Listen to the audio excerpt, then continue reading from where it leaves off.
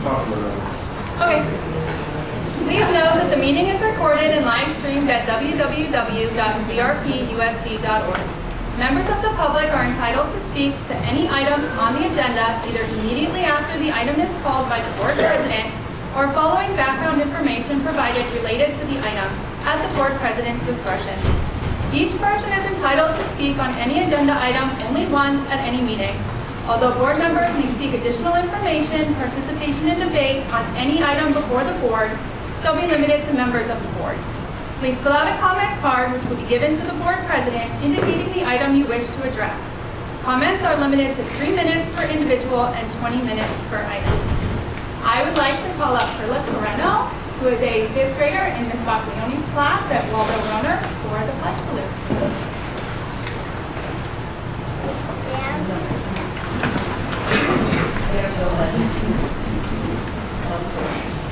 Ready, what?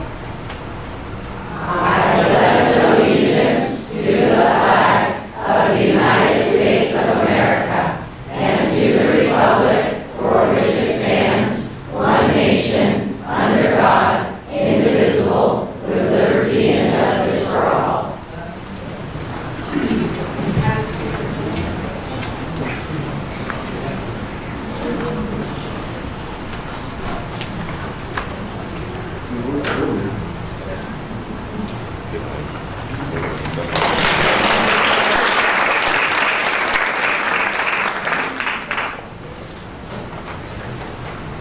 Item B, approval of the agenda.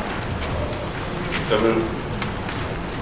I'd like to pull 4F and 4O.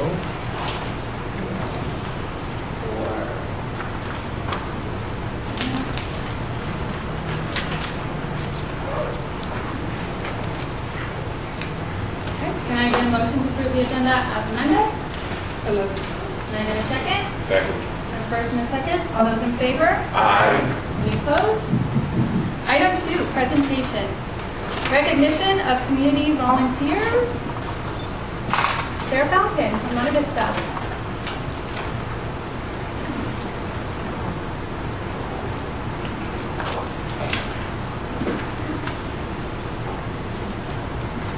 Good evening. Our community volunteer this year is Kim Olson.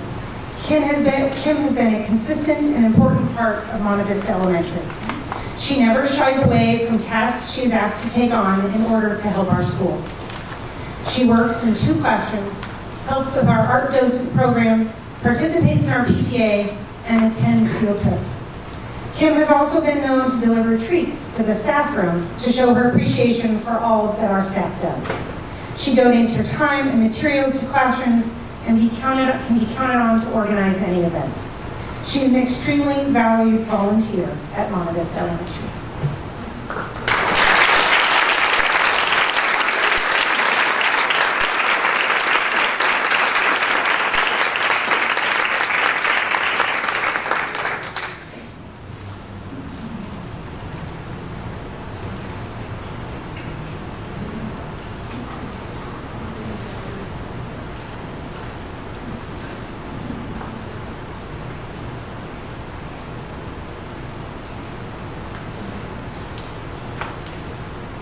John Reed's volunteer this year is Debbie Bailey, who's not able to attend tonight. But Debbie has been a Girl Scout leader for over 50 years.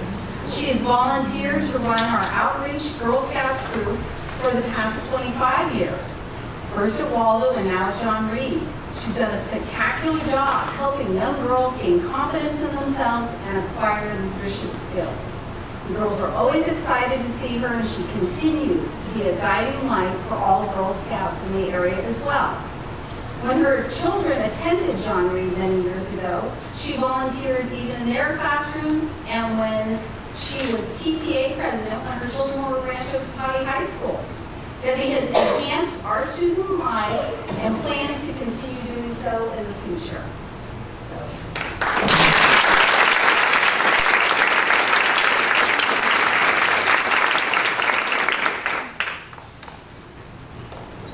Rachel Rich.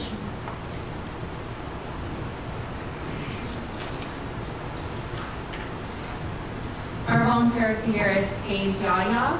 She was not only the PTA room mom, she helped at our Halloween carnival. She purchased basically everything for her booth.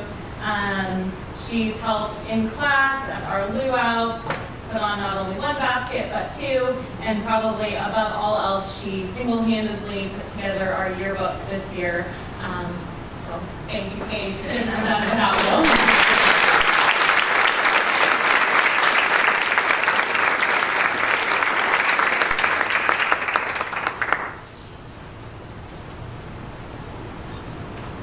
Jen Hansen.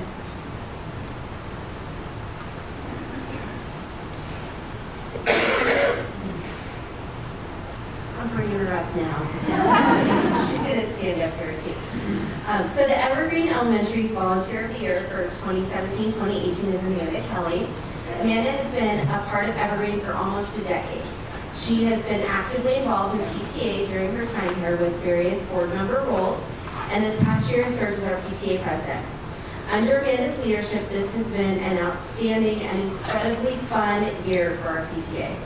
Amanda goes above and beyond to meet the needs of Evergreen students and is always supportive to teachers and staff as well as administration. I am strongly considering retaining her 5th grade child so we can She's ready for another year.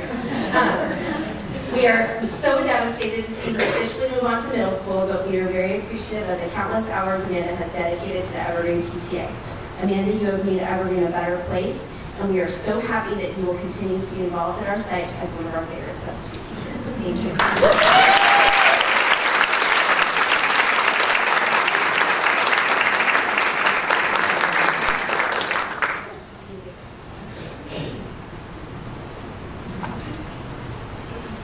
Teresa Raffoni.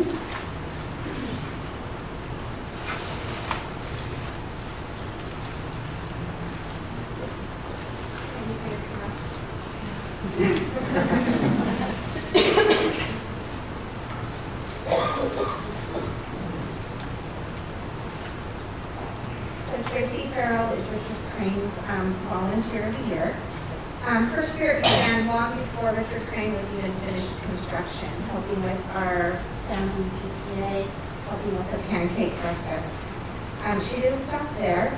She's been involved in every school event that our school has had, from a walkathon to reward party to sock hops to craft night to bingo, you name it, she's been there. She's volunteered in classrooms.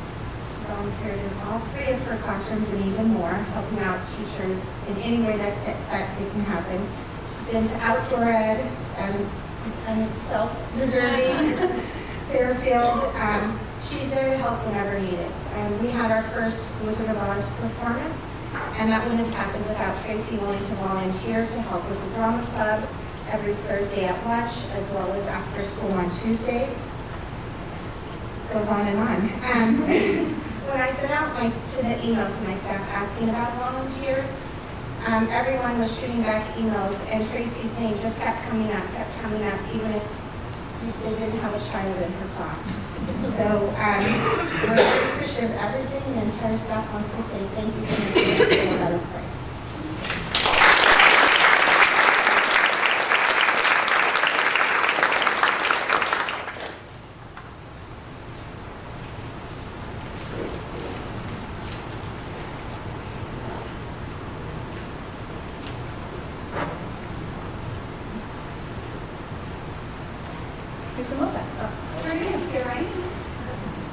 So when Henry Rigetti retired from his kindergarten job at Cotati Rohnert in 2004, he probably never imagined he would still be taking field trips with students in 2018.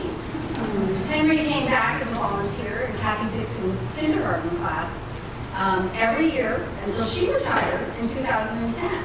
And from then until present, he has volunteered in Sherry Stenberg's 4th grade class one morning every week.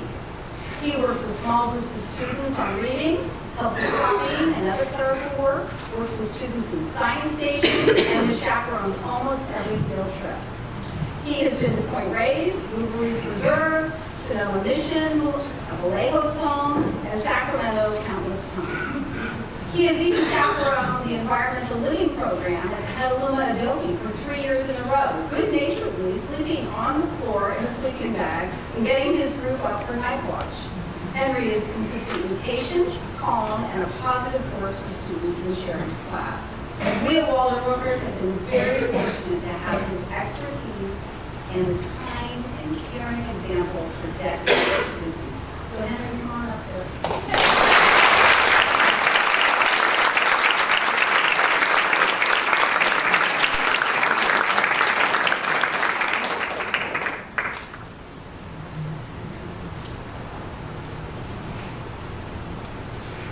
So Charlotte Strauss not here tonight, so Dr. Haley. I was just going to announce there's actually a school event tonight at University Elementary, but their volunteers of the year are Michael and Shachiko Kaplan. So, but they're at school doing a school event, which volunteers and principals do. So, round of applause.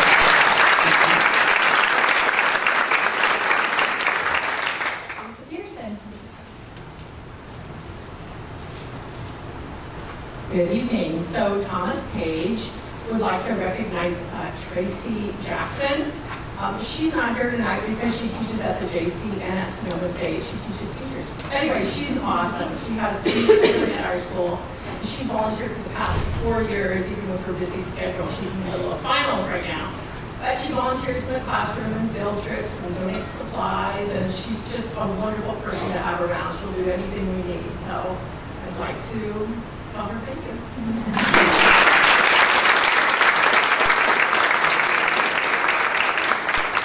Scott Johnson.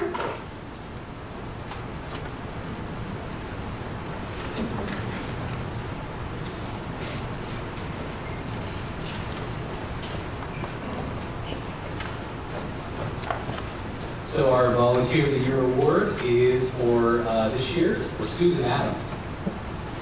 So Susan, I met 5-6 years ago. She was a traditional LJ parent, and I met her at the back to school, and I remember she was asking me a bunch of questions. What do you think about this? What do you think about that? She was asking me lots and lots of questions. I got to know that lady. So over the years, got to know her a lot better. 3 boys at our school. She's been an Excel parent, gone on trips like Yosemite and Monterey, and acted with the Excel PA, which is fantastic. She's really helped out with PTSA and PTO. She can make a meeting move along. I'm telling you, she's pretty legendary. Next on the agenda, let's go, let's go. And she keeps that way under 45 minutes, so we appreciate that. And then this year, we tried something different with the Family Giving Campaign and working with Susan. And just great ideas out of Susan Adams. So the idea was, it was an ask, like, just ask people for like, $85 or whatever, And so, but Susan goes, no, it's more than just money. Also, you can save time too. So it was really her idea to come up with a central place that parents at LJ could sign up for events all year long. So she manages that. Like the first event of the year, it's like, okay, we get parents show up, we have good parent involvement, but for the Eclipse, we had like 30 parents show up. I'm like, Susan, how did you get all these parents? She goes, I just called them up and asked. Okay, well that works too. Okay, great. So I just love that line. Just call them up and ask, right? So Susan Adams, she's even putting together a volunteer brunch here in a couple weeks to thank all those many, many parents that she's able to bring in just by calling. I don't know your phone bill. That's not a thing anymore, the phone bill. Yeah. All right, so Susan Adams, I'd like to honor you, please.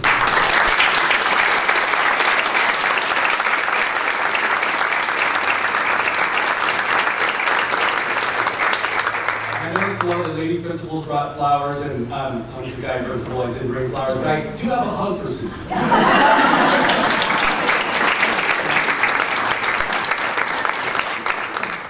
Sarah McKee.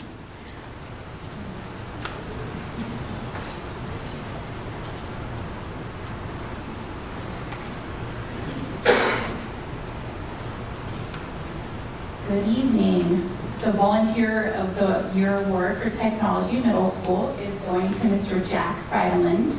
He has volunteered since I've been here, I think at least the last 3 or 4 years, coming in and teaching art, and he still comes back even though he does not have, his grandson was here, but his grandson has moved on to high school, and he's still coming back. So I'm gonna let Mr. Friedland tell a little bit about Jack.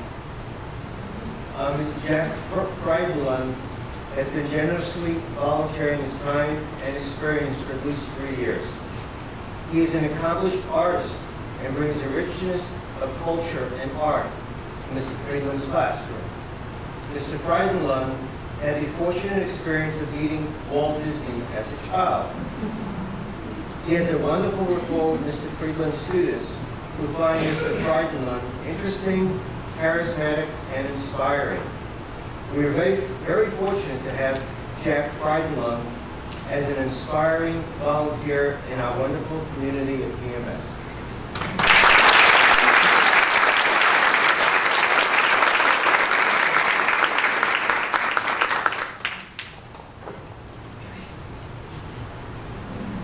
Don Moran.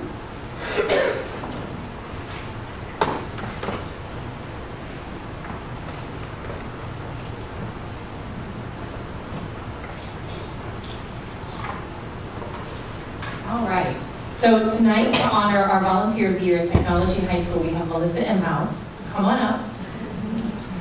Melissa is a second-year parent at Technology High School, and she is a force. She came on the scene, she came to PTSA, and she saw a need. And she was like, well, how do we fix this? And single-handedly, she decided we were going to have an entirely new way to raise money. She put it together, she put it out there, and she did it. And then she worked really, really well with the other PTSA members to make sure all of those countless hours of writing letters, sending letters, counting the money that came in, keeping track of all of it so everyone got a thank you, an individual thank you for all of that came in. And we were able to get an entirely, in addition to all of the other wonderful things we got this year, an entirely another Chromebook cart for our school. And the entire PTSA last night was debating and talking and discussing on what direction we're going in next year, what our needs are in the future, and it has just taken off, and it's wonderful. So thank you so much, Melissa.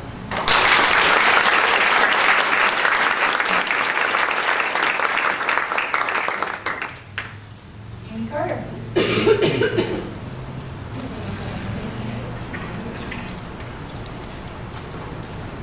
So I kind of don't buy Scott Johnson's story, and here's why.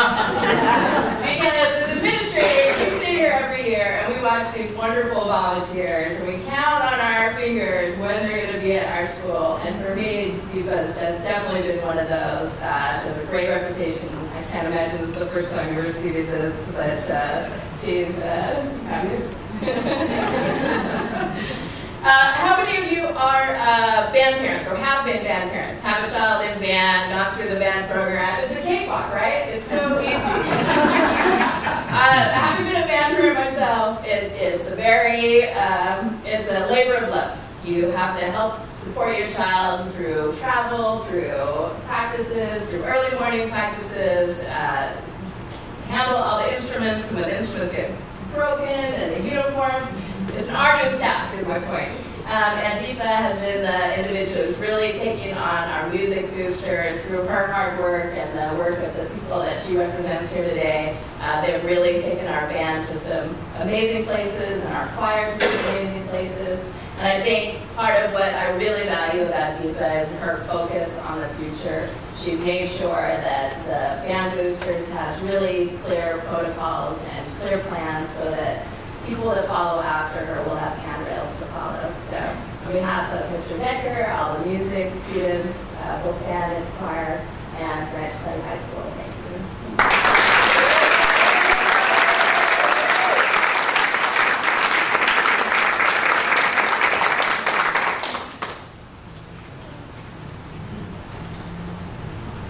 Item B, recognition of 2018 district retirees.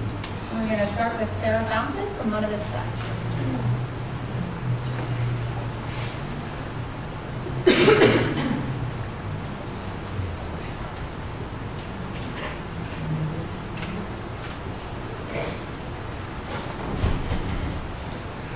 Monte Vista has an incredible teaching staff full of dedicated teachers, many who have dedicated decades to the education of our young learners. This year, Monte Vista wishes a happy retirement to 2 of those very dedicated educators. Shannon Patricks has been a teacher at Monte Vista for 24 years. She did not begin her career in education, but her passion for learning and teaching came through when she ended up right where she belonged. She spent a few years teaching first grade, but devoted most of her career to our kindergarten students. She imparted her love of learning to every student who entered her classroom. Shannon has been an important part of our team and always is a model for welcoming new staff members. She has always provided excitement and kindness to anyone who joins our staff. Shannon teaches from the heart, and her perseverance and presence on campus and in the hearts of our kindergartners will truly be missed. We wish her the best upon her retirement.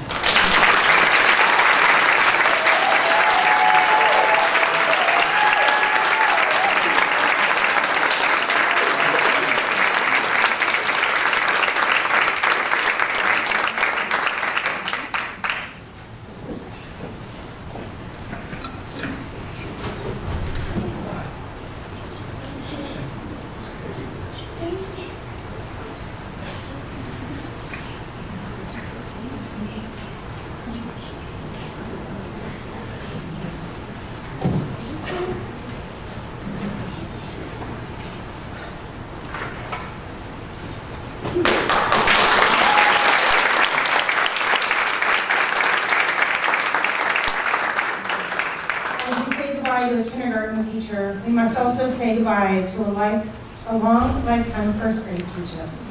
Allie Orr is a lifelong educator who has worked in CRP-USD for 26 years. She has spent her whole career serving and educating children. It has clearly been a lifelong passion. Allie is a passionate and dedicated educator who cares deeply for her students.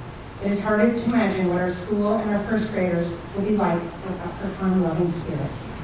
Allie shows her excitement for teaching on a daily basis.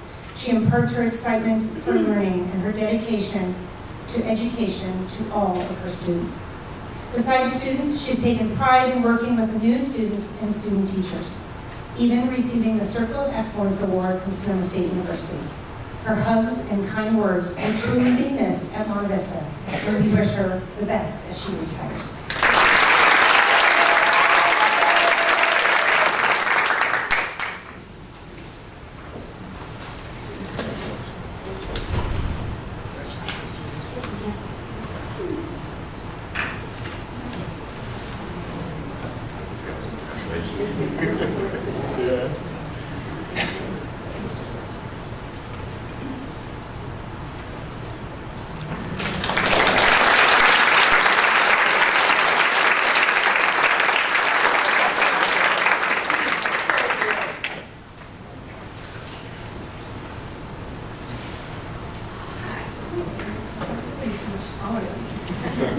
I'm Rachel Rich, the principal at Hunt Elementary School, and this is Diana Smith, a wonderful first grade teacher. Diana started her teaching career in Michigan, where she taught in junior high. Then she moved to California, and she's worked in our district for 25 years. Diana is always focused on what each student needs, and she's a leader in her grade level team. She helps them work collaboratively, deeply. She gives students confidence and gives them the gift of reading. I know this because she teaches my first grade daughter, who came in not reading, and she is a reader. When students make mistakes, as they often do in first grade, Diana says, "Oops," and then moves on. When I was a beginning teacher, I shared a wall with Diana. And even though we taught different grades, I would listen through the wall and steal her ideas. One day, as I was prepping for an IEP, I got the courage to ask her for advice about sight words. I remember feeling so relieved because not only did Diana give me advice, she gave me materials. And then the rest of the year, she would come in and check in and find out how that kid was progressing. Diana, over the years, you've laughed, you've cried, you've worked hard, all with the focus of students. Some days you try to change the world, and other days you actually have. Because of you, your kids are loved. Because of you, they want to read every night.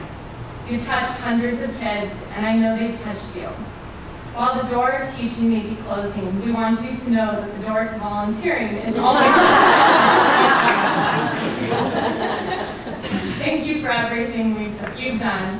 You will certainly be missed.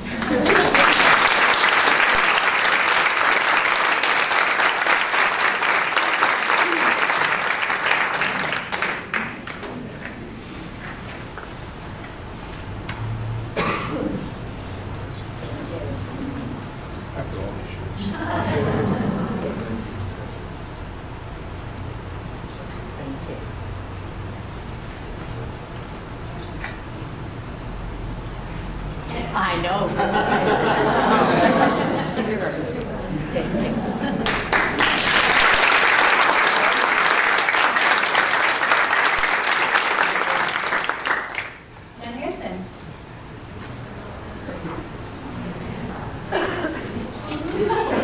Thank you.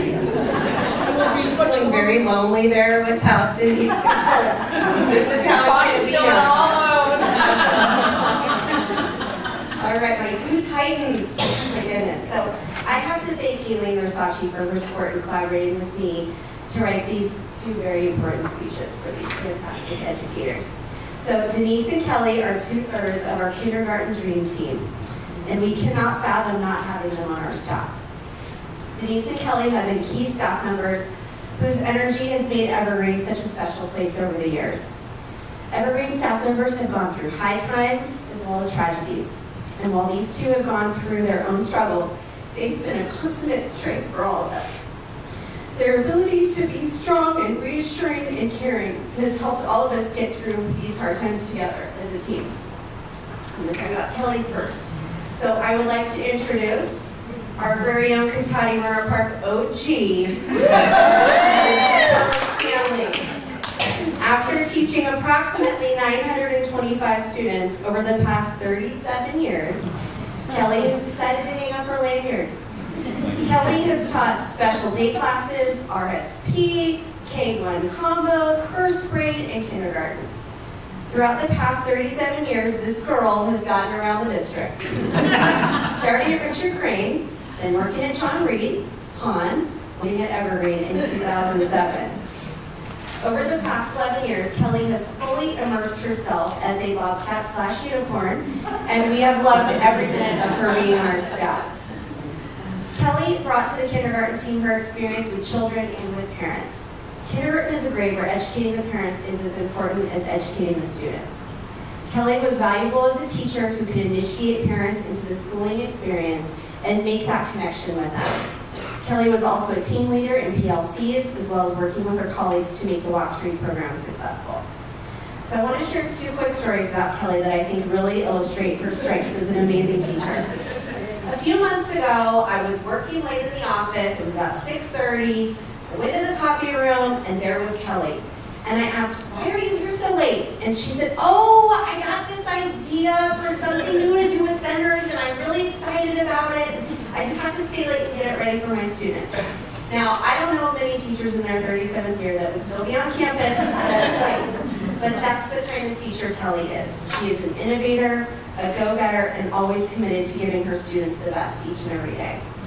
The next quick story I'd like to share is about the 100th day of school. So I'm sure many of you know the 100th day of school is a really big deal for elementary school students.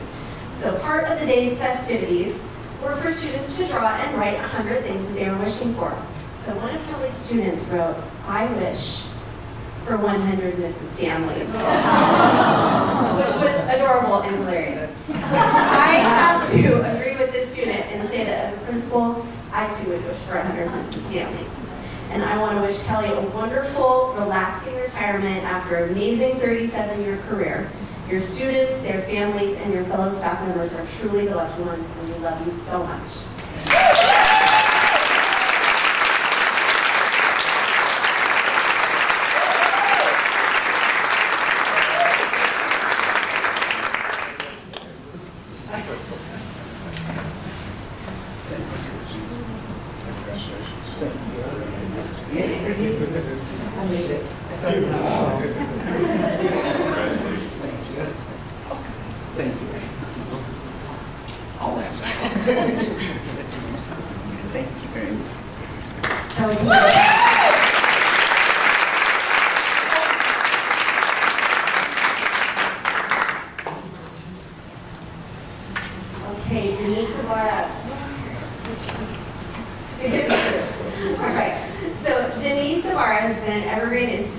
the past 32 years, teaching since 1986 at our wonderful school.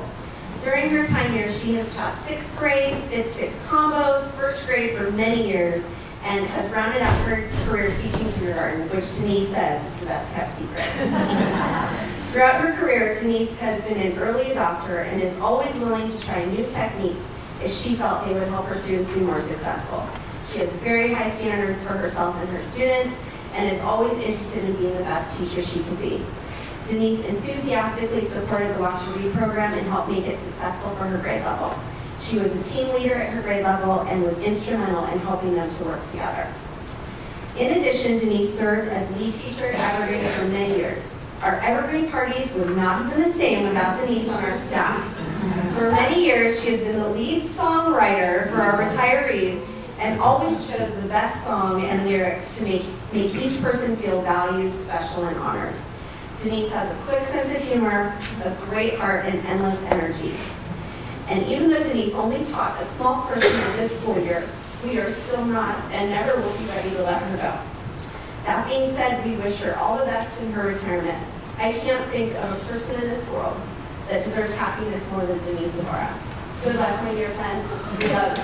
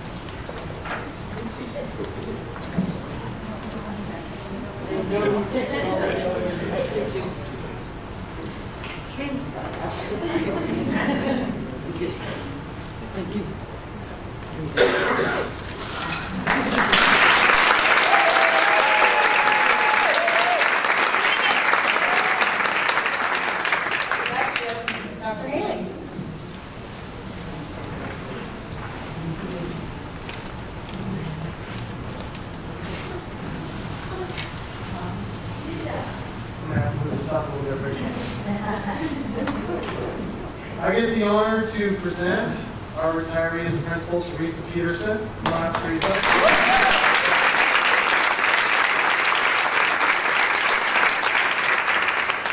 I have to back Scott up. Nobody gave me the memo about flowers, so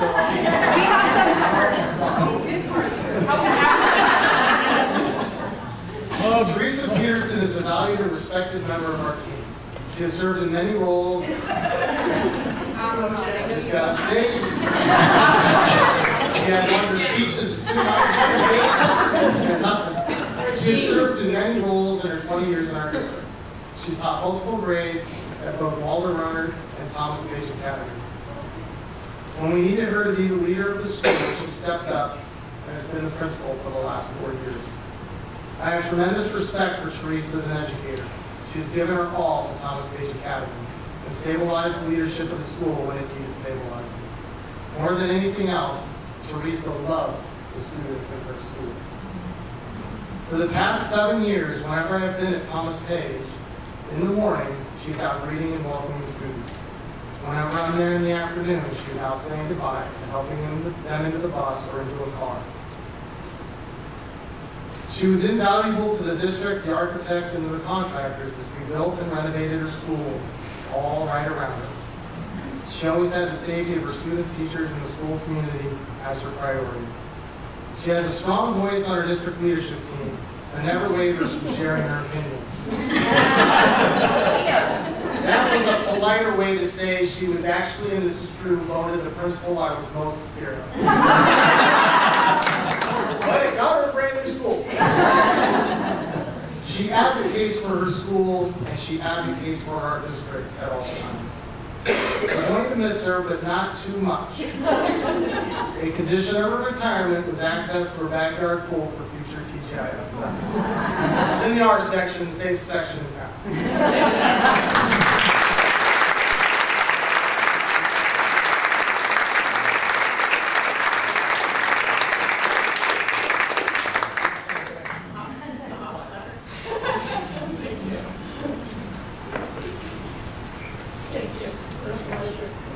Thank you. pleasure's been a lot. Thank you. Oh, no. Thanks for everything.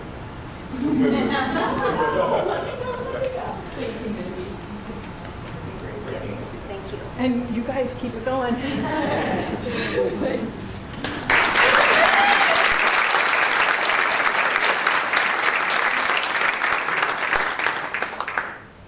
I wanted to acknowledge, we do have some retirees that were unable to be with us tonight from Thomas Page Academy, Sylvia Gallego. From Lawrence Jones, Gary Beth.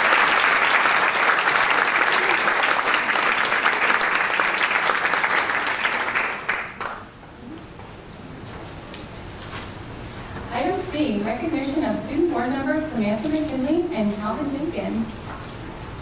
The Cotati Rohnert Park Unified School District Board of Trustees expresses sincere appreciation to Samantha McKinley from Rancho Cotati High School for dedicated service as a student board member for the 2017-2018 school year.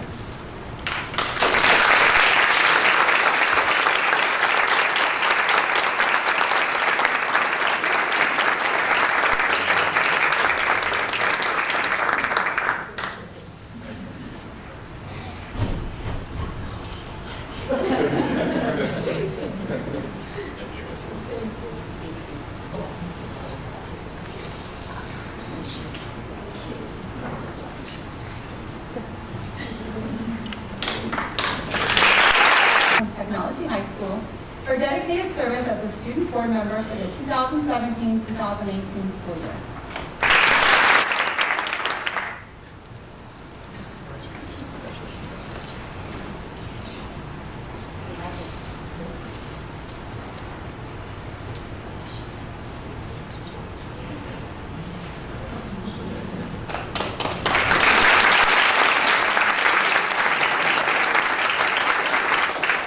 We're going to take a short 5-minute recess.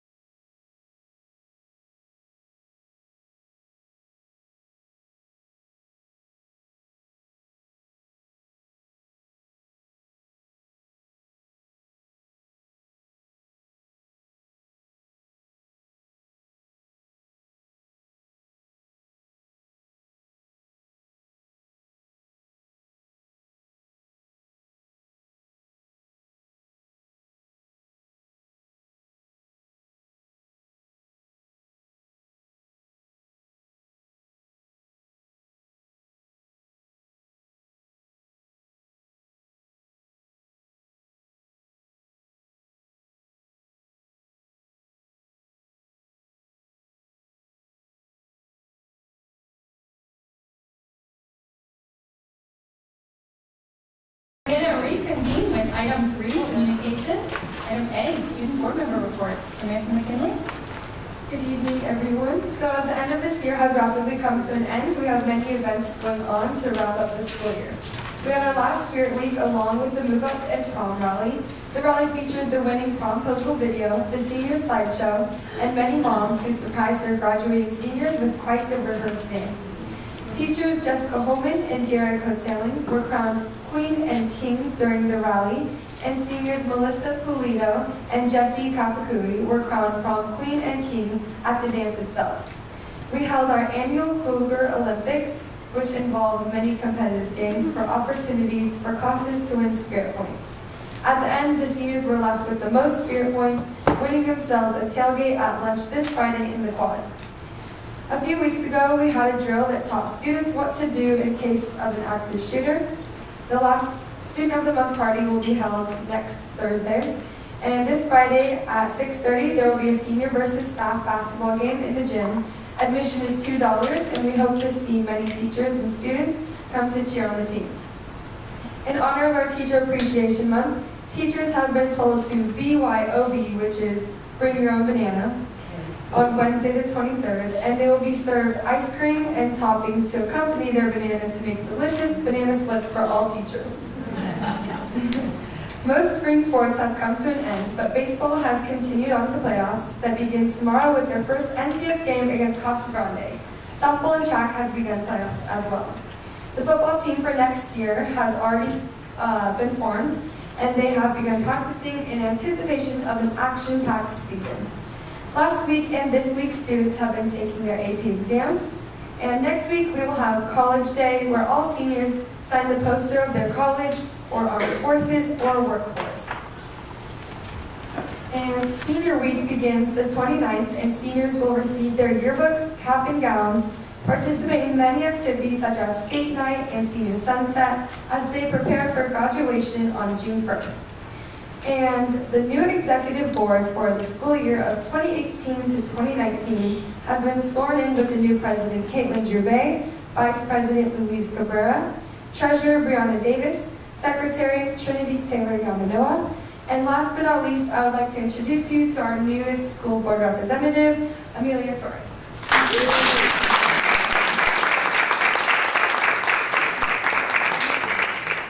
Thank you.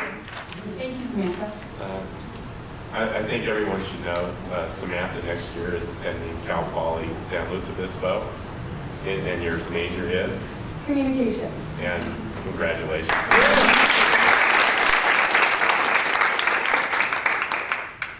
Calvin Jenkins. Hello everyone, we are quite busy at Tech High as the school year comes to a close. AP classes are currently in their second week of testing, and the nearly 70% of students who participate in AP testing at Tech will soon be able to relax following a grueling 2 weeks of testing. Our spring sports teams are wrapping up their seasons, and all of our teams have worked hard and been very successful. Our boys swim team and our girls swim team placed second and third at Coastal Mountain Conference finals respectively, with freshman Rhea Smith qualifying for and competing at NCS Swimming Championship finals as the only freshman in the girls 200-yard final. Our tennis team played hard and competed well in the CMC Championship as well, with Jasmine Hyman reaching the semifinals. Our track team also competed in the Coastal Mountain Conference finals with a strong team performance that had several athletes qualifying for NCS championships this weekend. Finally, our boys baseball team has their senior night tonight against Credo, a game that is sure to be memorable and entertaining. Our robotics team competed in the MATE competition this past weekend in Santa Cruz, and the engineering club Solar Regatta team competed in the Sacramento Municipal Utilities District Solar Regatta competition, placing third in slalom and tying for fourth in sprint. Several students from Tech High also participated in the State History Day competition, with 2 students were placing the top 15 of all exhibits in the state. One of our students, Cassidy Walton, was nominated for and won one of the 10 Press Democrat Youth Service Awards given to 10 outstanding students in Sonoma County due to her admirable volunteer work in the category of English, Foreign Language, and Education.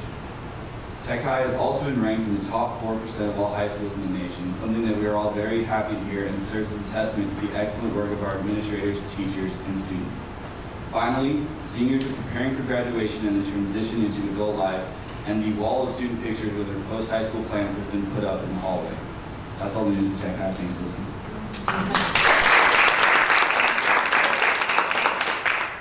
Calvin was Tech High's selection for Scholar Athlete of the Year, which was given by the Press Democrat last week. Congratulations, Calvin. I don't know why you didn't mention this, but Calvin is going to UC Santa Barbara as a Regent Scholar. That's really good.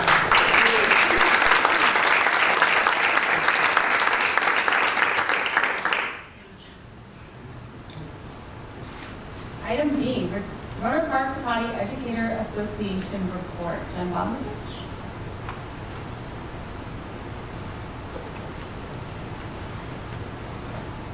Happy May, everyone. Good evening, President Farrell, distinguished board members, Superintendent Haley, and student board members. First and foremost, our outstanding retirees. So congratulations to them all. They are off now, celebrating. Retirement marks such an amazing new chapter in their life journey, and we celebrate their accomplishment. And RIPSIA values longevity and experience. Our veteran teachers offer incredible insight to teaching that both new and veteran teachers rely upon for not only perspective, but also understanding and support. A rare and special aspect of teaching in the same district for such durations is that those who were once your students sometimes end up being your colleagues, or you end up teaching the children of your former students. We will be celebrating them again next week with our end of the year party, so cheers to them. Tomorrow is the Cotati Rohnert Park Ed Foundation end of the year gathering, where they award grants to teaching staff, along with announcing the 2 21st Century Teacher Awards, one to an elementary teacher and the other to a secondary teacher.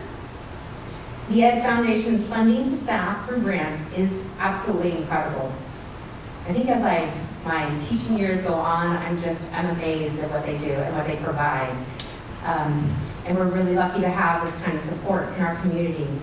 And if I heard correctly, they raised $30,000 this year for grants. I'm not sure if that's... It was 36. 36? Okay, so I'm in the ballpark, which is it's just amazing. An amazing amount of money that the community brings forth to help provide back into the classroom. So thank you. A big shout out to our Cotati Rohnert Park Ed Foundation. We're very thankful for them. And so as the year comes to a close, reflections also begin. This is the last board meeting in the school year, and RIPSIA would like to thank the district team who meets with RIPSIA monthly to talk about issues, answer questions, promote progressive growth, and solve problems. The district team is led by Dr. Sinyard, along with representative district officials and principals. We appreciate another year of respectful and collaborative meetings. So I'm mentioning Dr. Sinyard. Thank you. For 2 years now, it's been a joint effort between you and me in compiling the written notes of these meetings. I take the notes at the meetings, and then I send them to Dr. Sinyard, where she reviews them to make sure that they are transparent and accurate before they're sent out to members and to principals. And so this is all in a way of building really accurate and efficient communication. So thank you so much for that time. So to continue the teamwork with the changes at our 2 high schools in the block scheduling and the 2 elementary sites as they merge, we want to advocate that now and over the next year, there is attentive time to these staffs to address the changes and to provide many check-ins for staff. Effective communication and support keeps morale strong. Change comes easy for some and is more challenging for others. So as working as a team, we need the district, the leaders at each of these sites, and the staff to all work together and support the varying levels of needs. So moving on with our executive board, we have RIPSIA has conducted and finalized our elections for officers for the 18-19 school year to serve our union for a one-year term. We have our new executive team that will lead under President-elect Debbie Zeese. Other positions elect are David Freebaron, Kim Stainer, Michelle McGinnity, and Linnea LaRue.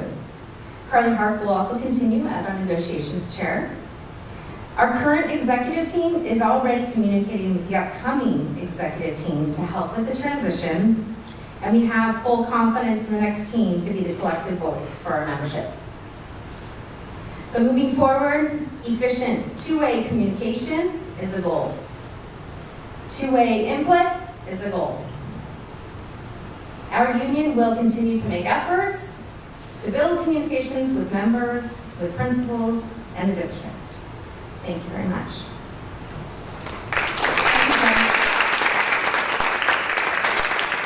Item C, receipt of official correspondence. We received a letter from Sonoma County Superintendent of Schools and from Sonoma County Quarterly Treasurer's Report for the quarter ending March 31st, 2018. Item 4, consent agenda. There were no public comment requests for this item. Can I get a motion to approve consent agenda items A through E, G through N, P, and Q? So moved. I'll second. First and a second. All those in favor? Aye. Any opposed? Item 4F, ratification of the commercial warrant register. I pulled, or asked that we pulled F, and until we... Excuse me, love, can you pull your microphone closer? I can barely hear you. There we go.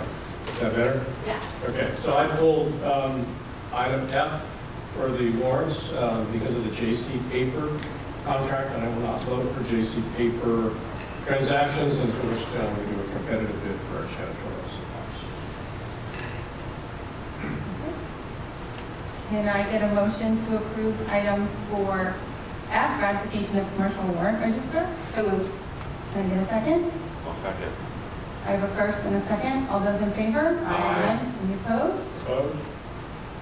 Item 4O, out-of-state travel for Scott McKinnon. So I pulled that too and sent an email to Dr. Haley, and Dr. Haley gave me a bunch of information, and I just want to share that with the board. So the out-of-state travel for Scott McKinnon is primarily for the AP classes at Tech High, so I appreciate that. Then you sent me a spreadsheet of the number of other teachers that were taking classes, so thank you for that too, the number of people. One question I did ask is, what was the budget, or do we have a budget for travel for that, and how much that was? I didn't get that answer. Yeah, what I was able to pull together today, that the spreadsheet that you have there is just the travel, I believe, for AP. For this year? But we do a lot of professional development in-house, locally. Right. I can certainly report out at a future meeting the grand total for the year. I don't know if it was exclusive to this summer, but what we spend on teacher professional development is probably tens of thousands, hundreds of thousands. You count the extra days? It's a lot. No, I realize that. So I just, when I first saw it, I said, what is this for? How does the teacher apply for that? And who gets to do it? Who doesn't get to do it? But it's part of the program there. And then the other thing is, as a manager in the business environment, if I send someone off for training, I would expect to know what my return was. So Scott's going to go off, and he signed up for the class which says core training in environmental sustainability, but I don't know if I'm not looking at the right thing, but when I went to that website for University of Illinois, it has Introduction to Engineering Design on the website for those same days for that same time. I believe I sent you a screenshot of what he's going to. I didn't see the screenshot. You said you went to that. So I'll go back and look at that. Yeah. Because I couldn't find. It said University of Illinois. No, I get that. Yeah, it's Project Lead the Way, which is right, an extension of Project Lead the Way, in title July 9th through 20th, I believe, is the training. It's there. Right.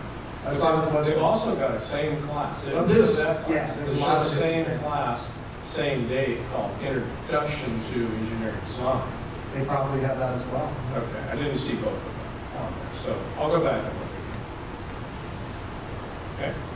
Okay, can I get a motion to approve out-of-state travel for Scott McKean? So moved. Can I get a second? I'll second. I have a first and a second. All those in favor? Aye. Any opposed? But before we move on, if I could just acknowledge, we have, over the years, a lot of teachers give up significant amounts of time for summer professional development. In particular, the high school teachers who built Tech High, Rancho Cotati. In order to teach advanced placement classes, you have to have the advanced placement training. In order to do Project Lead the Way, you have to have the Project Lead the Way training. To give up, the better part of 2 weeks in the middle of July, I think is remarkable, and we appreciate what they do and look forward to them bringing that curriculum back. Item 5, educational services. There are no public comment requests for this item. 5A, adoption of elementary math curriculum.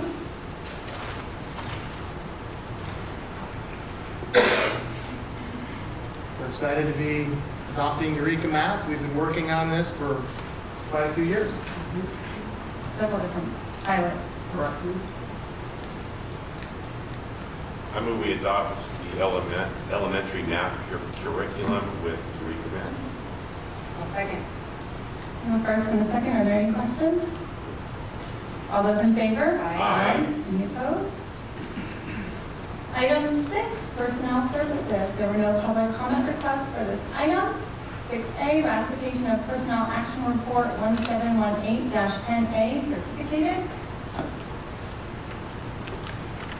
I move to ratify personnel action report 1718-10A certificated. I'll second. I have a first and a second. Are there any questions? All those in favor? Aye. Any opposed? Item B, can I get a motion for ratification of personnel action report 1718-10B classified?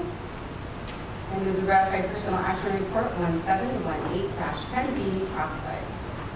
I'll second. I have a first and a second. Are there any questions? All those in favor? Aye. Any opposed? Item 7, business and operations services. There are no public comment requests for this item. 7A, can I get a motion for approval of food service request for proposal 1718-1? So moved. I'll second. I have a first and a second. Are there any questions? No? Okay. All those in favor? Aye. Any opposed? Item B, public hearing and resolution 1718-15, adopting revised development fees. I'm going to open the public hearing. There are no public- Sorry, on what item? 7B, the developer fees. No, thank you.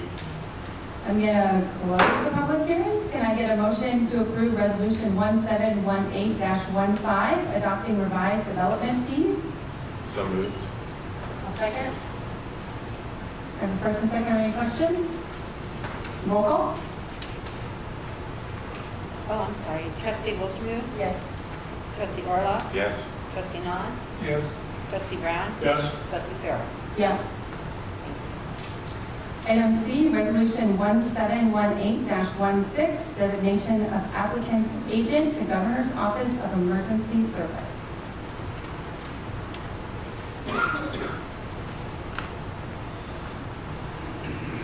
I move we adopt resolution 1718-16, designation of applicants to the Governor's Office of Emergency Services.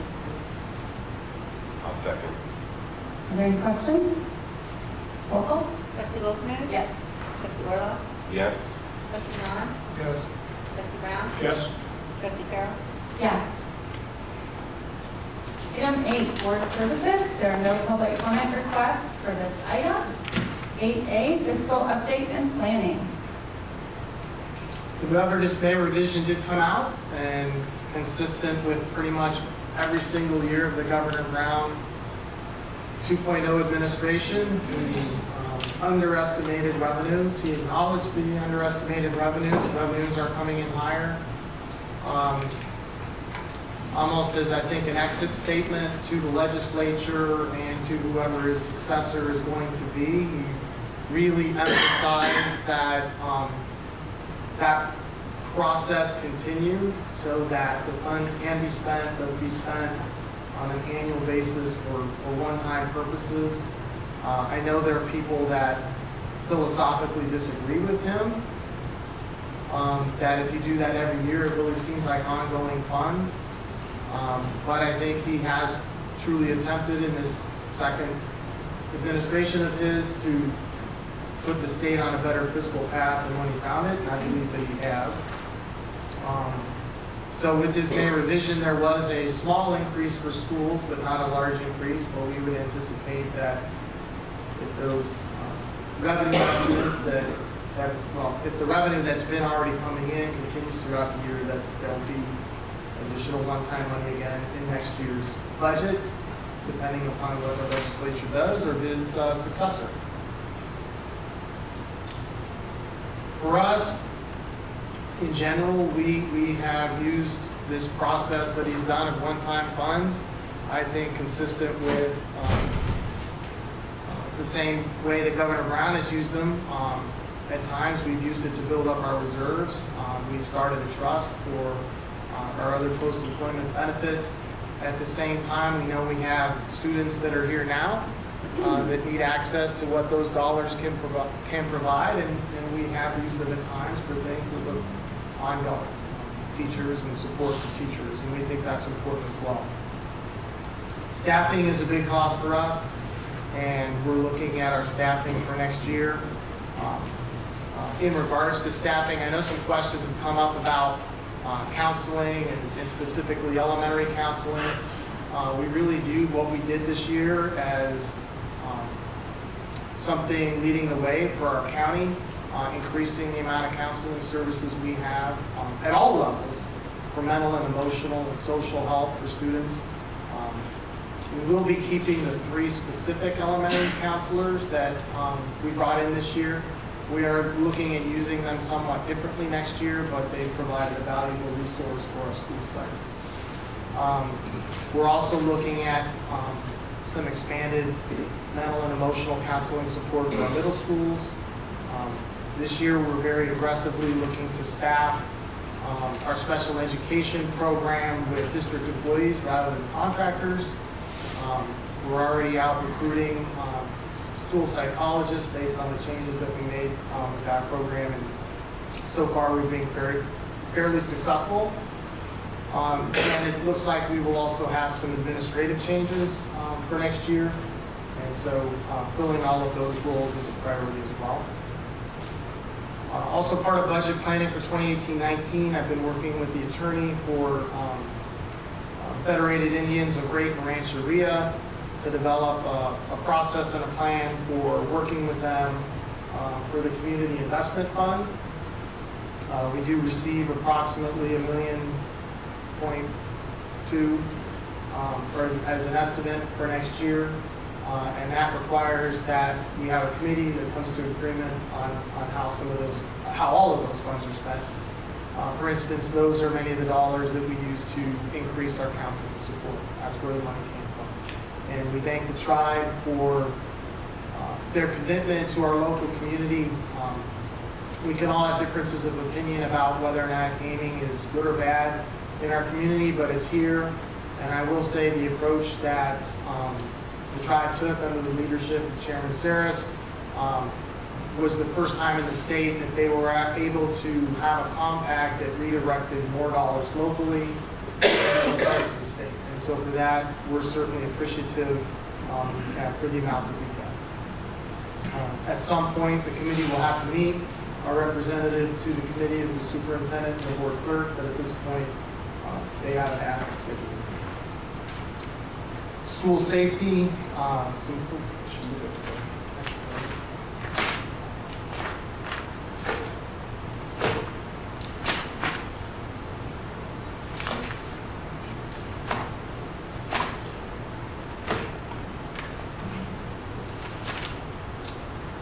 Item 2, in your packet is a letter from Sonoma County Office of Education regarding second interim report.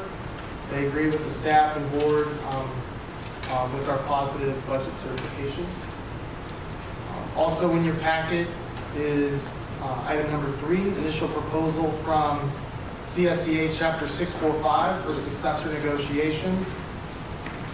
Pursuant to Government Code 3457, all initial proposals of exclusive representatives and of public school employers which relate to matters within the scope of representation shall be presented at a public meeting of the public school employer, and thereafter shall be public records. So that is entered into the record.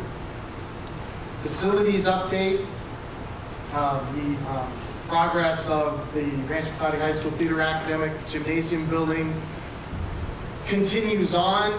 Most of the building is framed in now, so you really get to see kind of a better idea of what it's starting to look like. I haven't been inside the fence lately, so I don't know how many of the interior walls are in. Perhaps in June we can arrange a visitation during the day for any trustee who would like to make it to see what it looks like inside. We are very careful about keeping the public and the students and everyone else outside of the fence, including myself. I just don't wander in there. If I'm going to go, I get permission from the school and the on-site superintendent. School safety, have a couple of announcements. We continue to work here on our protocols and on our drills. We want to thank Rohnert Park Public Safety really for taking the lead, but as a reminder, we do work with the police department in Cotati, we work with the sheriff's department, and we work with Rancho Cotati Fire District. I did have the honor of being asked to sit on the Association of California School Administrators Fatal School Incident Task Force. Very similar to when we had our last education summit and we spent a huge portion of our day talking about safety of our students. Some of the things that we have to talk about are not pleasant. You know, we don't want to talk about a disaster where students might be injured and hurt.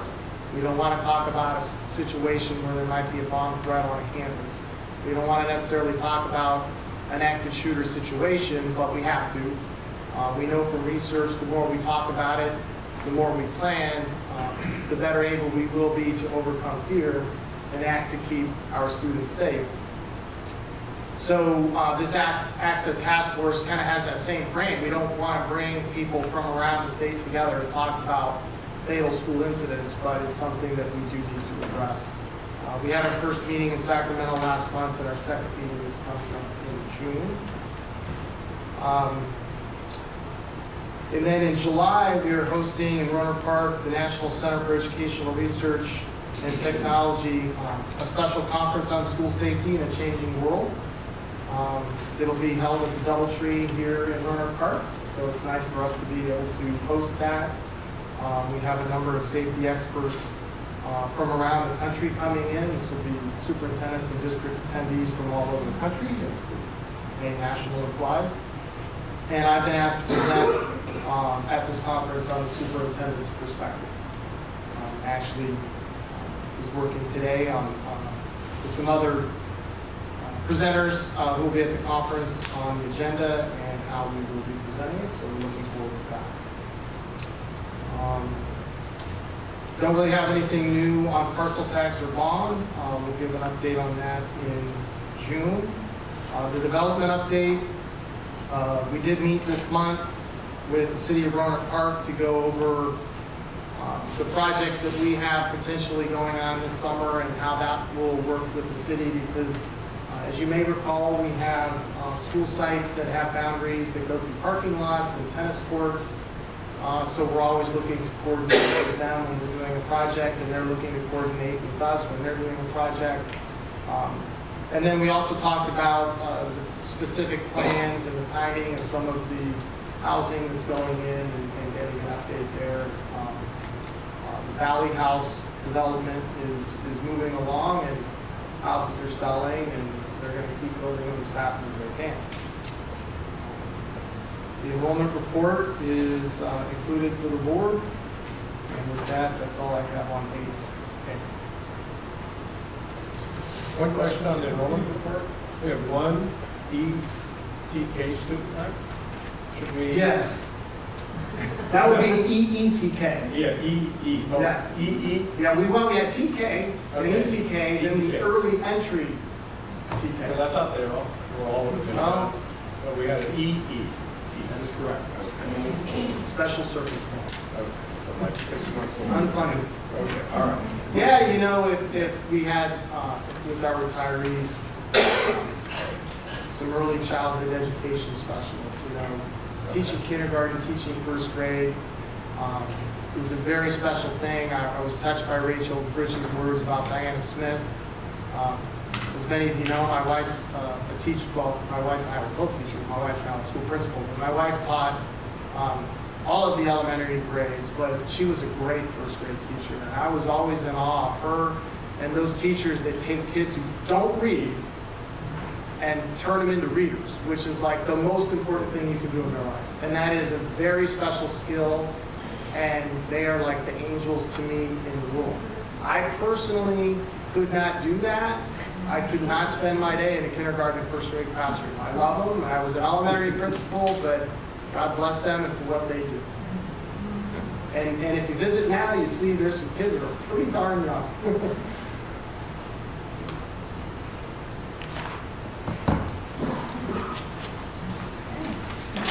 Item B, Second Amendment to Sonoma State University Joint Facilities Use Agreement.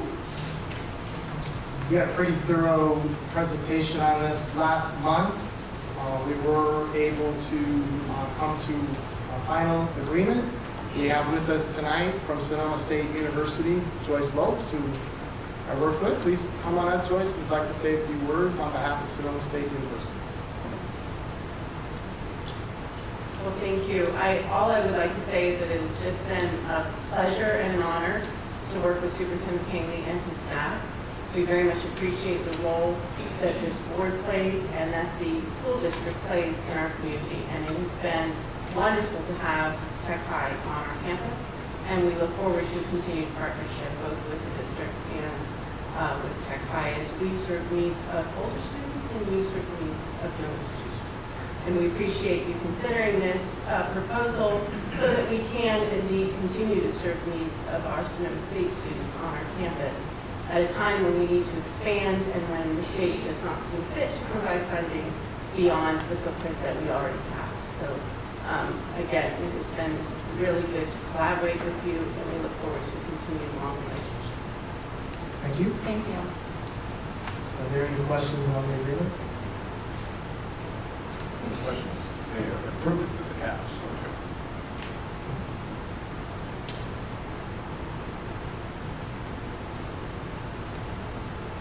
Can I get a motion to approve the Second Amendment to Sonoma State University Joint Facilities Use Agreement? So moved. I'll second that. Are there any further questions? All those in favor? Aye. Any opposed? Item C, public hearing and naming of a combined John Reed and Waldo Rohnert Elementary School. Linda Ortega had a public comment request. Why don't we open the Oh, public okay, hearing? I'm going to open the public hearing.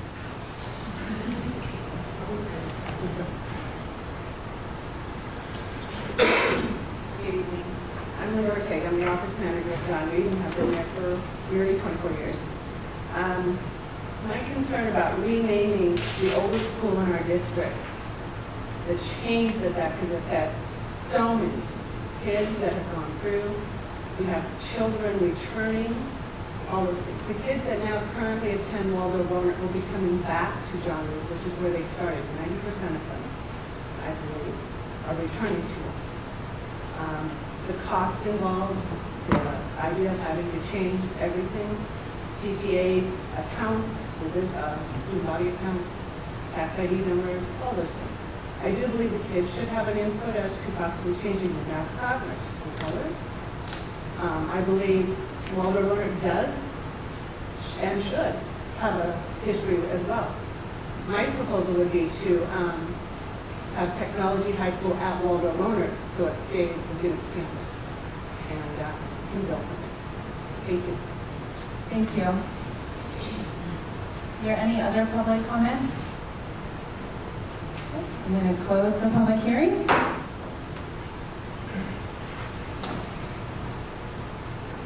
Roll call.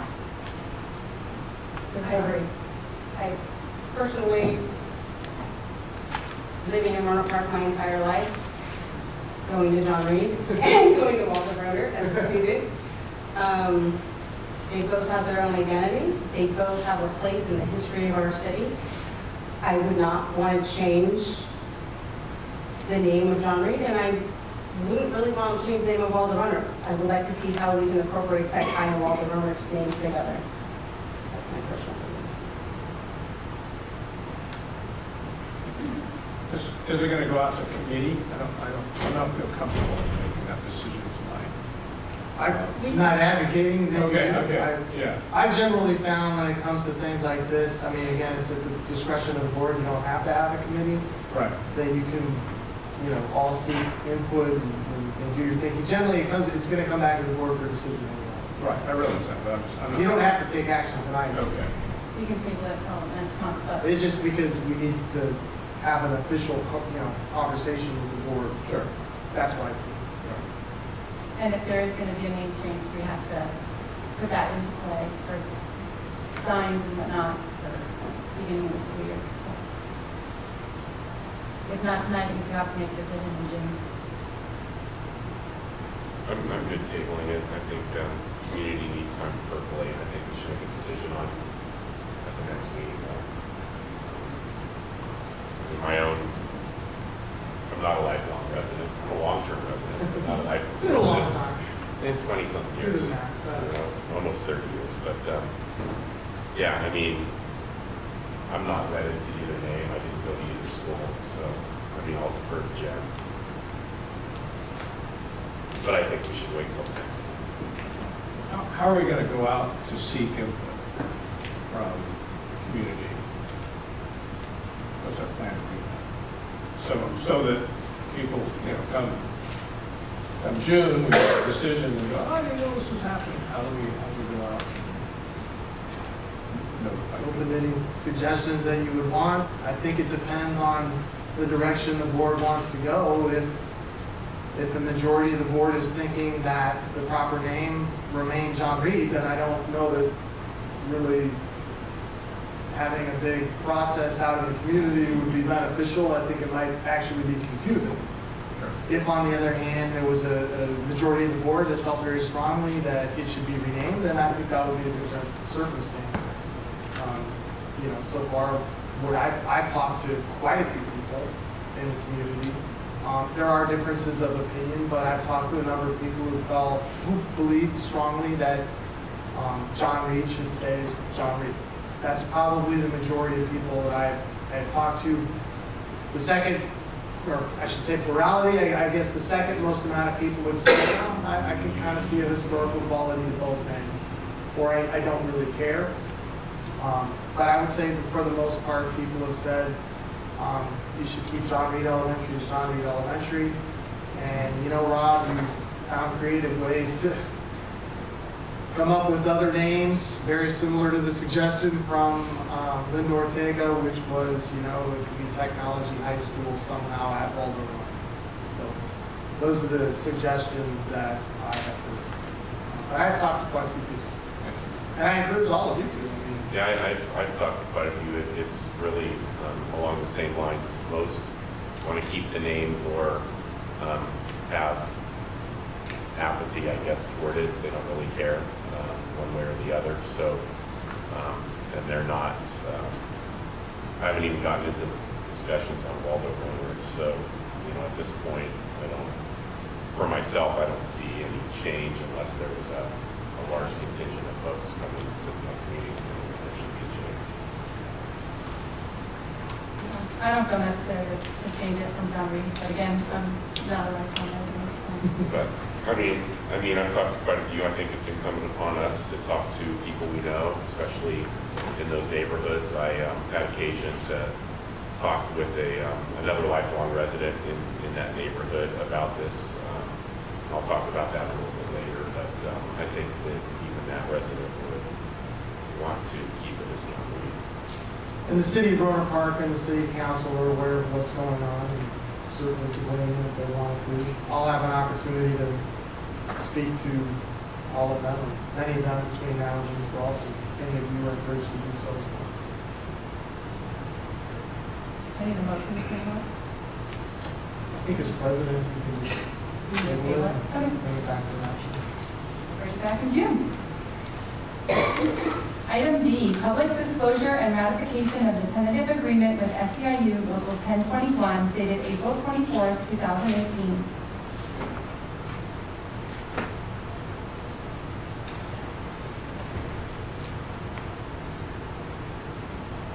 I move we ratify the tentative agreement with SEIU Local 1021 dated April 24, 2018. I'll second. First and second, are there any questions? All those in favor? Aye. Any opposed? Item 8E, acceptance of gifts and donations to schools and districts from Richard Crane for supplies, Richard Crane for supplies from Richard Crane PTA in the amount of $1,432. I move we accept gifts and donations to schools and districts in the amount of $1,432. I'll second. I have a first and a second. All those in favor? Aye. Any opposed? Item 9, public comment. Please note that the meeting is recorded and live streamed at www.crpusd.org. Members of the public are entitled to speak on matters not on the agenda near the conclusion of the meeting when called for by the board president. Please state your name and address and keep your comments concise, brief, and limited to 3 minutes or less. A maximum of 20 minutes is allotted to each subject not appearing on the agenda. If there are more speakers than time allotted, they are each offered the opportunity to speak for an equal duration up to 20 minutes. The Brown Act restricts the board from considering any item not appearing on the consent agenda. Do you have a timer? I don't have it set up on here, I'll just have to do it here. Okay. Amy Miller?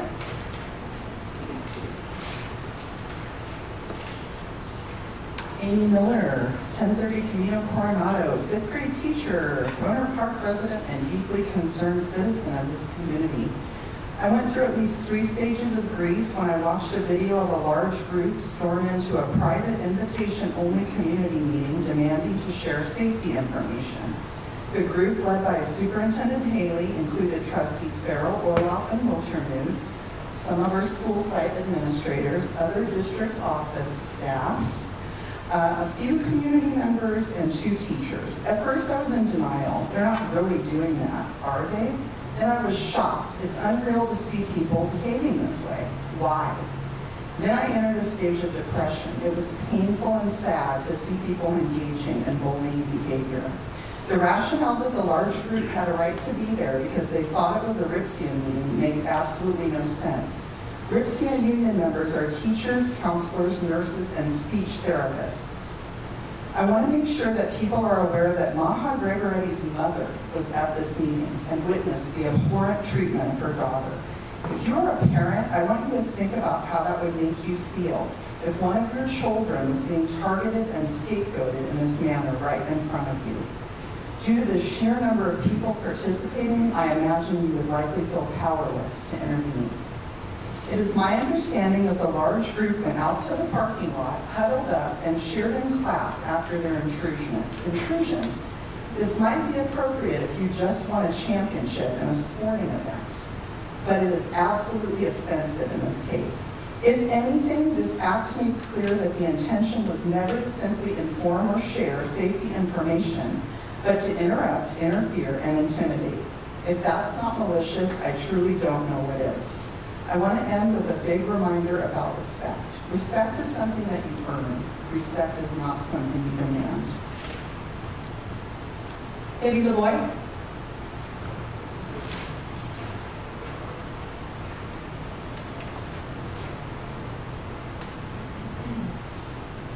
Good evening, Board President Farrell, board members, Superintendent Dr. Haley, district officers, and audience members.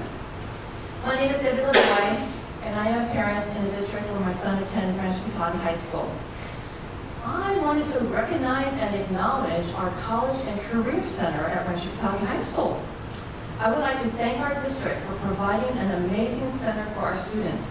I appreciate the fact that it not only provides information for colleges, but also information for the military and vocational career technical opportunities as well. I believe this center is the heart and soul for our students. and hope we will be able to keep it alive and well for many years to come. Thank you. Thank you. Item 10, we're going to convene. Okay.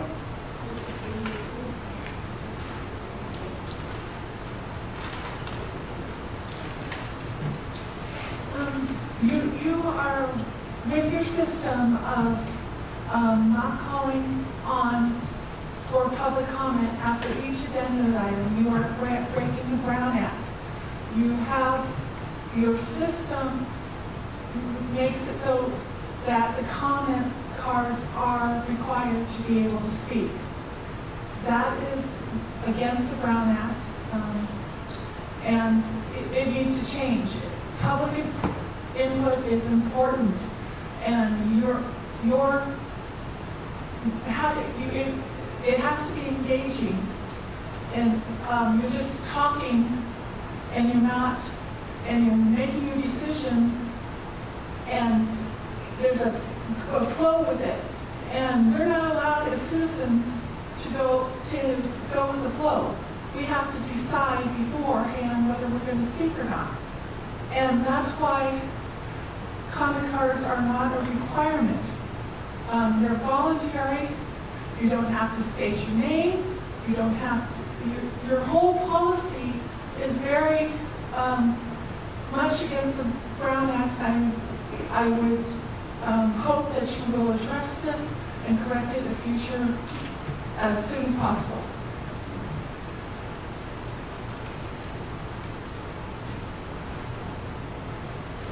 Thank you, Chairwoman. Good evening, board members, members of the public. I agree with the woman who spoke just before me here. I heard about this issue, and it compelled me to visit you tonight to speak. I would like to read you the government code on this item. As you know, the Brown Act provides that every agenda for a regular meeting shall provide an opportunity for members of the public to directly address the legislative body on any item of interest to the public before or during the legislative body's consideration of the item that is within their subject matter.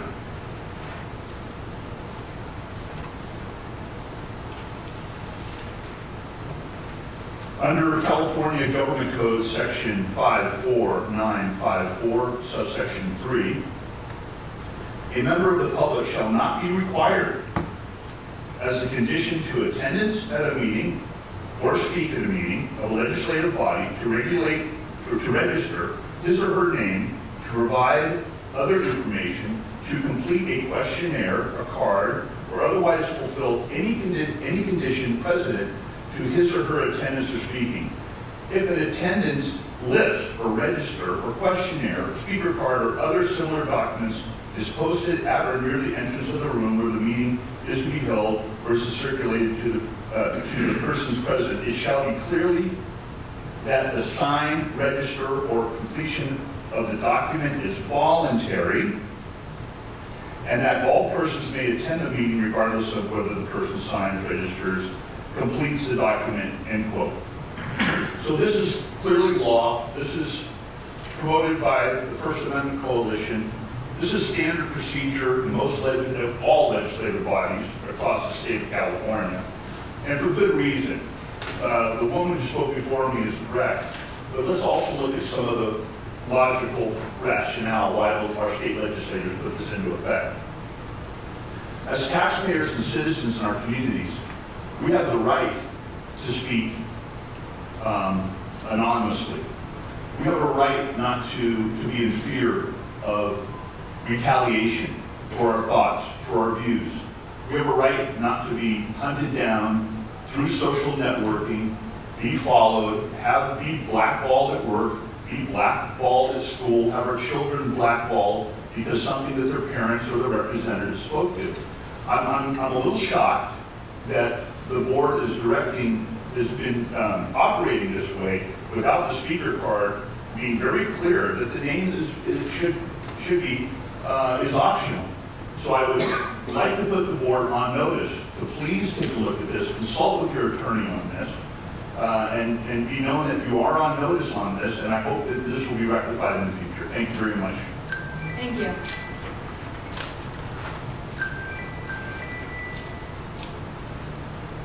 Item 10, we're going to convene to close session to discuss public employee discipline, business. Briefly, as a piece of information, I'm not sure where this came from, and with all due respect, I appreciate your comments. We have optional on here. We can add more optional. We've never required anyone, as you saw tonight. Under the name. So that's fine. We can add them. So, thank you. Okay. Now we're going to convene to closed session to discuss public employee discipline, dismissal, release, in conference with agency labor negotiator Robert A. Haley for CSEA Chapter 645.